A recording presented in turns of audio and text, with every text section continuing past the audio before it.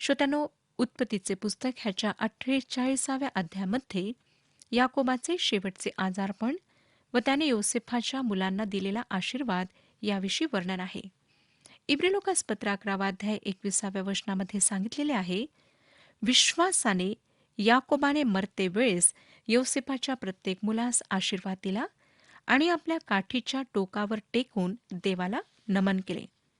या अध्यायातल्या वर्णनावरून हे स्पष्ट होतं की याकोबाची आध्यात्मिक वृद्धी झाली आहे. आपल्या तारुण्यातल्या अपरिपक्व आत्मिक दशेपासून त्याची आता पुष्कळ प्रगती झाली आहे. याकोबाच्या जीवनाच्या उत्तरार्थात त्याचे जे स्थायी भाव दिसतात ते आधीच्या जीवनात दिसले नाहीत. एक खेदाची गोष्ट आहे श्रोत्यानो, तरीही त्याचे आध्यात्मिक जीवन प्रगतीपथावर होते.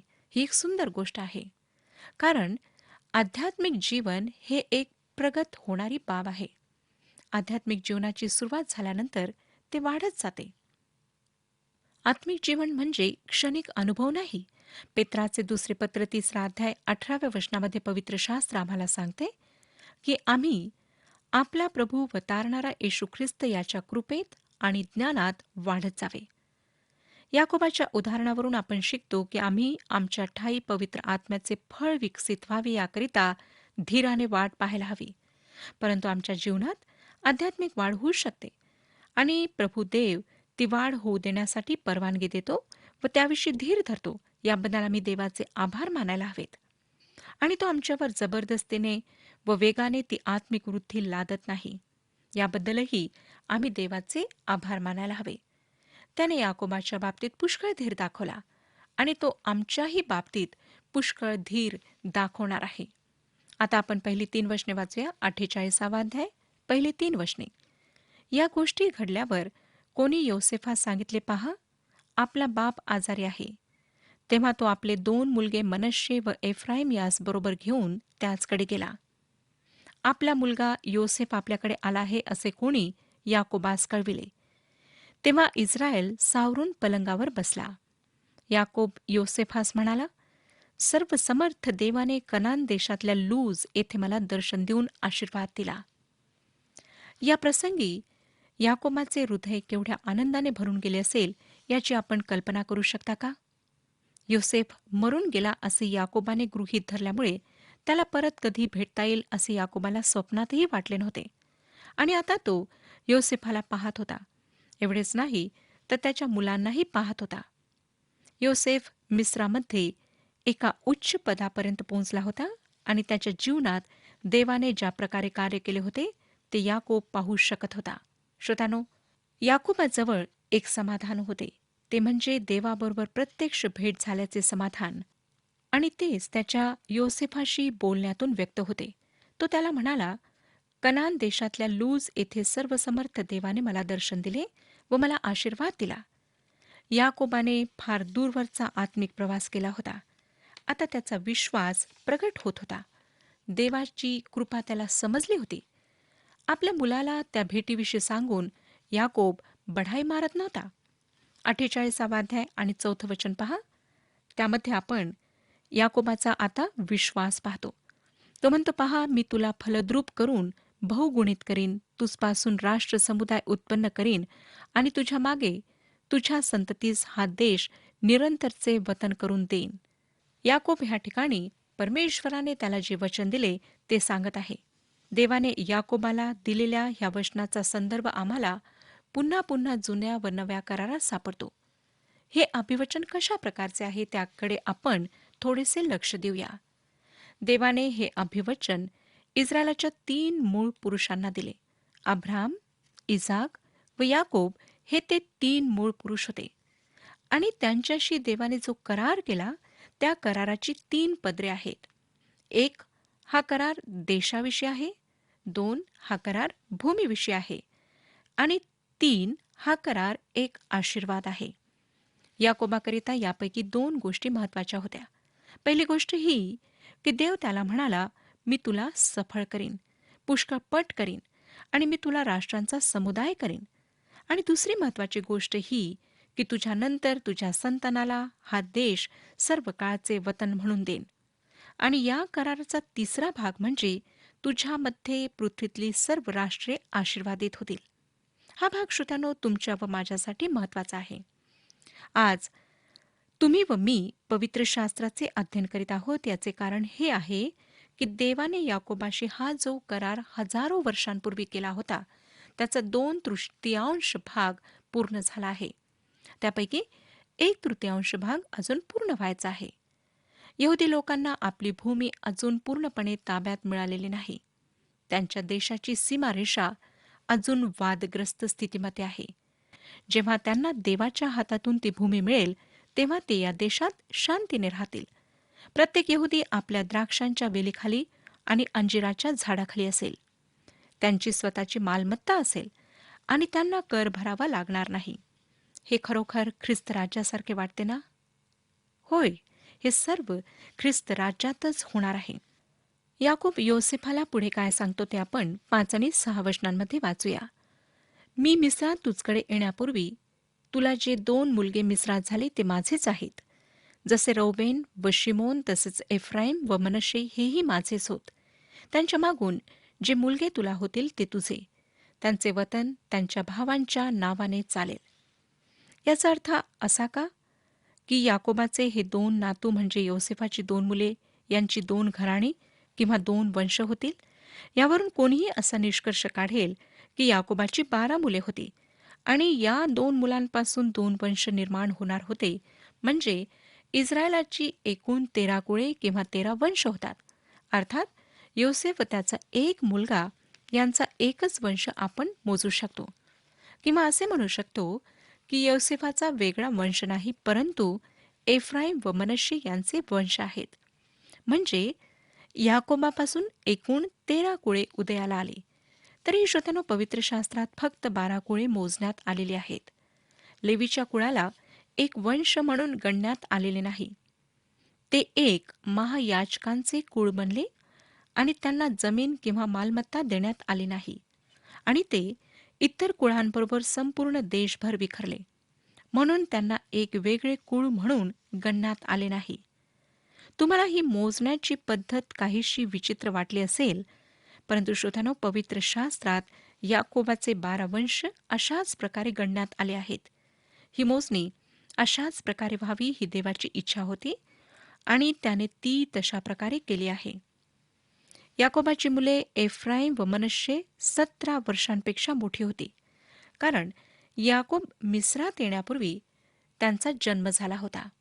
त्यांच्यापैकी प्रत्येकाचे एक कुळ बनले. आता 7वं वचन पहा. 48 अध्याय 7 वचन. मी पदन येथून येत असता एफ्रात गाव काहीसा दूर राहिला. तो कनान देशात वाटेतच राहेल माझ्याजवळ मरण पावली. एफ्रात म्हणजे बेथलेहेम याच्या वाटेवर तिला पुरिले. आपल्या आजारपणात आणि जीवनाच्या अंतिम पायरीवर असताना याकोब राहेलला विसरलेला नाही. त्याला अजूनही तिची उणीव भासत होती. मला वाटतं योसेफाचे त्याच्या व राहेलच्या पहिल्या मुलाचे यश पाहून याकोबाला राहेलची फार आठवण येत असणार. ते त्याचे यश पाहायला राहेल हयात नव्हती हे दुःख याकोबाला जाणवत होते. आता आपण 8 आणि 9 वचने पुढे वाचूया. इस्रायलाच्या दृष्टीस योसेफाचे मुलगे पडले तेव्हा तो म्हणाला, हे कोण? योसेफ आपल्या बापास म्हणाला, हे माझे मुलगे. देवाने मला हे या देशी दिले. तेव्हा तो म्हणाला, त्यास माझ्याजवळ आण, म्हणजे मी त्यास आशीर्वाद देईन. ही घटना आम्हाला इसाकाची आठवण करून देते.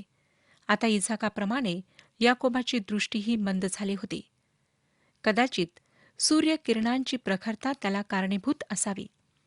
याकोबाने योसेफाला त्याच्या मुलांविषयी विचारले तेव्हा योसेफ उत्तर देऊन म्हणाला, जे देवाने मला येथे दिले ते हे आहेत. असं वाटतं श्रोत्यानो की योसेफाच्या ध्यानी व मनी देव आहे, कारण प्रत्येक वेळेस तो आपल्या यशाचे, ज्ञानाचे, सफळतेचे श्रेय देवाला दिल्याशिवाय राहत नाही. आता 10वं वचन. इस्रायलाची दृष्टी वयाच्या मानाने मंद झाली होती म्हणून त्याला बरोबर दिसत नव्हते. योसेफाने त्यास त्याच्याजवळ नेले तेव्हा त्याने त्यांचे चुंबन घेऊन त्यास आलिंगन दिले. याचा अर्थ असा नाही की याकोबाने आपल्या नातवंडांना कधी पाहिले नव्हते. याचा अर्थ असा की याकोबाची दृष्टी वार्धक्याने मंद झालेली असल्यामुळे योसेफाबरोबर असलेली मुले आपली नातवंडे आहेत हे त्याने ओळखले नाही. 11 आणि 12 वचने. इस्रायल योसेफास म्हणाला, तुझे तोंड पुनरुपी माझ्या दृष्टीस पडेल याची मला कल्पना नव्हती. पण आता पहा, देवाने तर मला तुझी संततीही पाहू दिली आहे. मग योसेफाने त्यास त्याच्या मांडीवरून काढिले आणि भूमीपर्यंत लवून नमन केले. याकोबाच्या बोलण्यामध्ये देवाविषयीची कृतज्ञता आम्हाला स्पष्ट अशी जाणवते. 13वे वचन पहा. मग त्या दोघास एफ्राईमास आपल्या उजव्या हाती म्हणजे इस्रायलाच्या डावीकडे आणि मनश्शेस आपल्या डाव्या हाती म्हणजे इस्रायलाच्या उजवीकडे असे धरून त्याच्याजवळ नेले. याकोबाने यावेळेस योसेफाला व त्याच्या दोन्ही मुलांना आशीर्वाद दिला. श्रोत्यानो, वार्धक्यामध्ये आपल्या आयुष्याकडे मागे वळून पाहणे व आपल्या जीवनातल्या यश व अपयशाची गोळाबेरीज करणे चांगले असते. पण त्याहीपेक्षा वार्धक्य येण्यापूर्वीच ते यशाच्या मार्गाने किंवा सरळ मार्गाने नेणे अधिक चांगले असते. तारुण्यामध्ये अतिउत्साहामुळे स्वतःला शहाणे समजून देवाकडे पाठ फिरवून मनमानी करायला बहुतेक तरुणांना आवडते. पण अशांना आयुष्याच्या उत्तरार्धात पश्चाताप करण्याची मात्र वेळ येते. ह्या ठिकाणी आम्हाला दिसतं की याकोबाला आपले संपूर्ण अतीत आठवत आहे. कशा प्रकारे त्याने जीवन व्यतीत केले, कशा प्रकारे देवाने त्याची मदत केली, त्याचे मार्गदर्शन केले, ह्याविषयी तो सांगत आहे. आता आपण 14वं वचन वाचूया. इस्रायलाने आपला उजवा हात पुढे करून एफ्राईमाच्या म्हणजे धाकट्याच्या मस्तकी ठेविला आणि आपला डावा हात मनश्शेच्या मस्तकी ठेविला. त्याने आपले हात उजवे डावे केले. मनश्शे तर ज्येष्ठ होता. श्रोत्यानो, ह्या ठिकाणी योसेफाने आपल्या मुलांना याकोबाकडे आणले.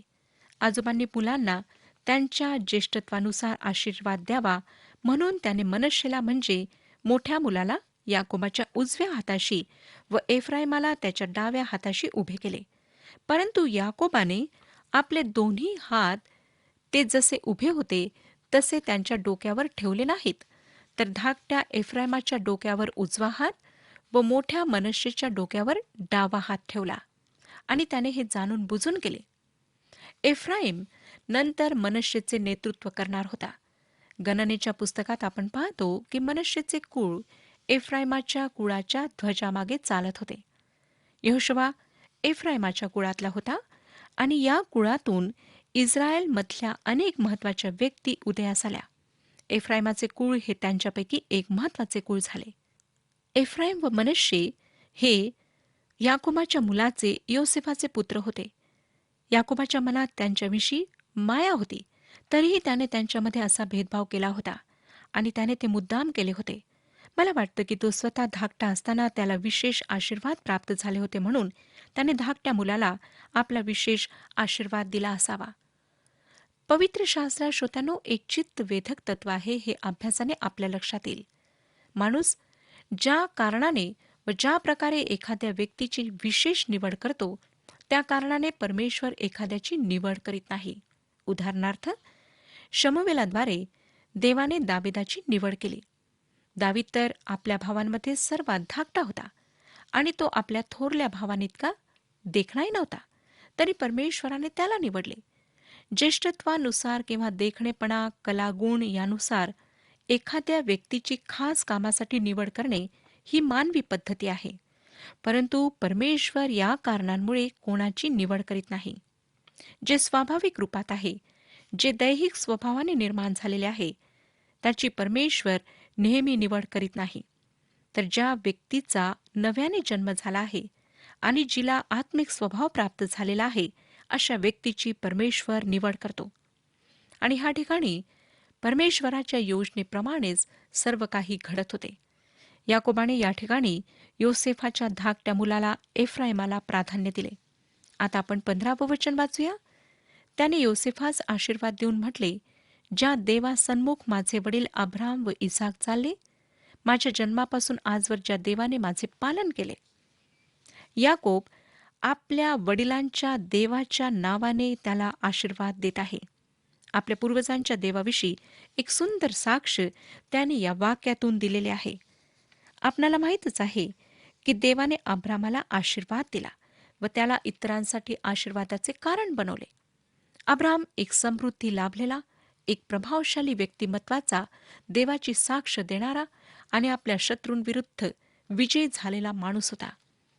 त्याच्या या सफलतेचे व समृद्धीचे कारण त्याला लाभलेला देवाचा आशीर्वाद हे होते. इसाकालाही देवाने आशीर्वादित केले होते.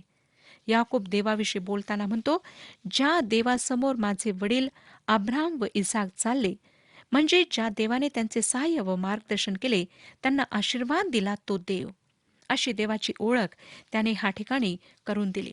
16वे वचन, ज्या दूताने मला सर्व आपदातून रक्षिले, तो या मुलांचे अभिष्ट करो.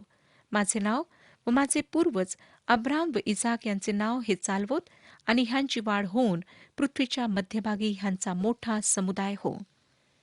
आणि या देवाची आणखी माहिती सांगताना याकोब पुढे म्हणतो, ज्या दूताने मला सगळ्या वाईटापासून खंडून घेतले.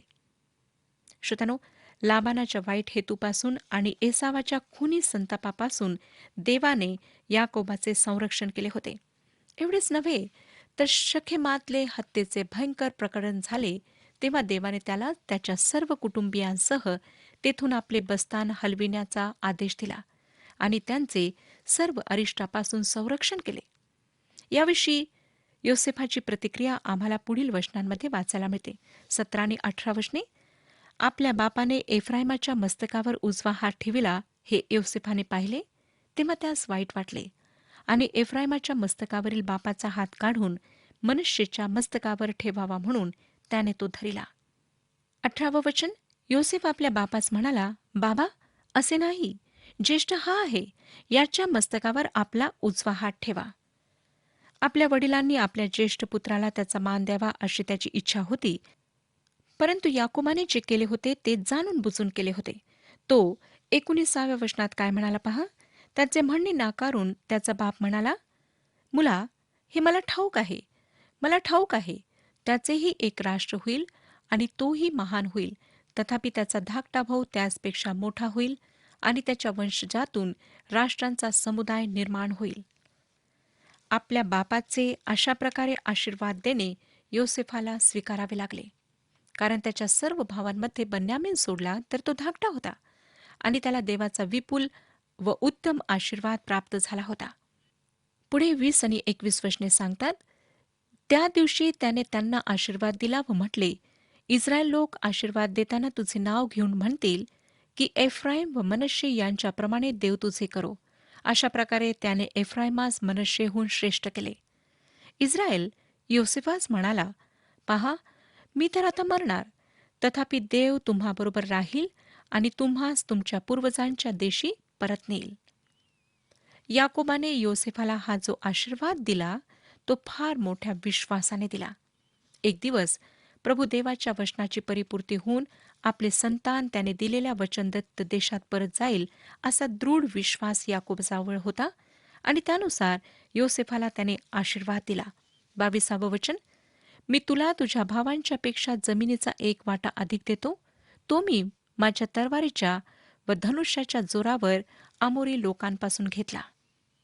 योसेफाला त्याच्या भावांपेक्षा अधिक मोठे वतन आपल्या बापाकडून मिळाले. ही याकोबाने योसेफाला दिलेली एक वैयक्तिक भेट होती. या भेटीचा उल्लेख योहानकृत शुभवर्तमानाच्या 4थ्या अध्यायातील 5व्या वचनात दिलेला आहे. सुखार या ठिकाणी योसेफाचा मृतदेह पुरण्यात आला. तेथे जवळच असलेला हा प्रदेश आहे. योसेफापासून जी 2 कुळे उदयास आलीत त्यांना अधिक मोठ्या प्रदेशाची गरज होती. तिची या भेटीद्वारे भरपाई झाली. याकोबाने ही जमीन अमोरी लोकांपासून आधी विकत घेतली होती, परंतु नंतर त्यांनी ती त्याच्यापासून बळकावून घेतली आणि मग याकोबाने आपले धनुष्य व आपली तरवार यांच्या बळावर ती परत मिळवली. श्रोत्यांनो, आपण आपल्या मुलांना जो आत्मिक वारसा देत आहात त्यावरून त्यांच्या जीवनाची दिशा ठरणार आहे हे लक्षात घ्या.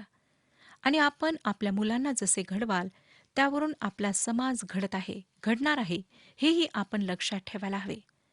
आपल्या मुलांना आपली गरज आहे. आपण त्यांच्यावर योग्य ते आणि आध्यात्मिक संस्कार घडवावे यांची त्यांना गरज आहे. जर आम्हाला प्रभू येशू ख्रिस्ताद्वारे स्वर्गीय वारसा प्राप्त झाला असेल तरच आम्ही आमच्या मुलांना, आमच्या तरुण पिढीला आत्मिक वारसा देऊ शकतो. पवित्र शास्त्र आम्हाला पेत्राचे पहिले पत्र 1 अध्याय 3 वचनात सांगते, आपल्या प्रभू येशू ख्रिस्ताचा देव आणि बाप तो धन्यवादित असो. त्याने आपल्या मोठ्या दयेप्रमाणे येशू ख्रिस्ताच्या मेलेल्यातून पुन्हा उठण्याच्याद्वारे आपणास जिवंत आशा प्राप्त होण्यासाठी पुन्हा जन्म दिला आहे.